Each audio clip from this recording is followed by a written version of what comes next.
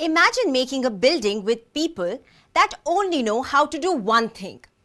It would be a trashy building. For a good building, you need architects, engineers, experts in metalwork, glasswork, woodwork. You get the idea. The same is true with the embryonic cells. They need to become specialized to form the many different tissues and organs. Let's see how they organize to do so. The process of reproduction is one of the most vital processes in the survival and propagation of a species. This process involves the reproductive cells, the non-motile ovum, and the motile sperm.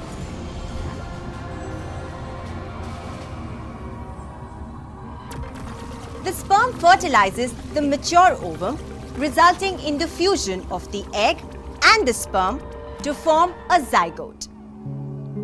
The single-celled zygote undergoes a cleavage to form two cells, which further divides in a synchronized manner to form 4 cells and then 8 cells.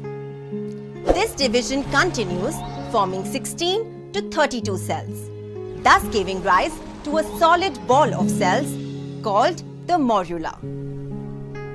As the cleavage continues, morula develops into a blastocyst, which is a hollow ball surrounded by a single layer of cells enclosing a cavity called the blastocele or the cleavage cavity.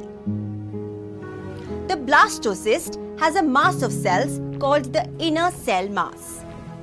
These cells divide and some differentiate to form flattened squamous cells.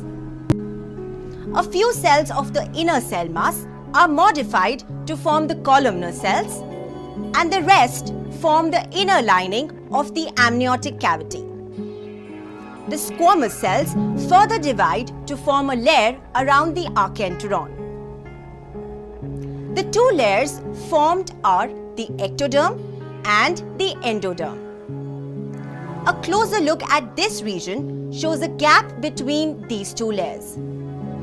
This gap gradually gets filled up by the dividing ectodermal cells.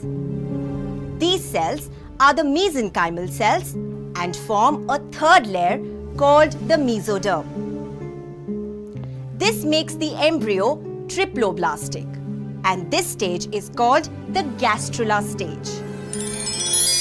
The endoderm, along with the endodermal tube called the archenteron, will develop into the digestive and the respiratory system.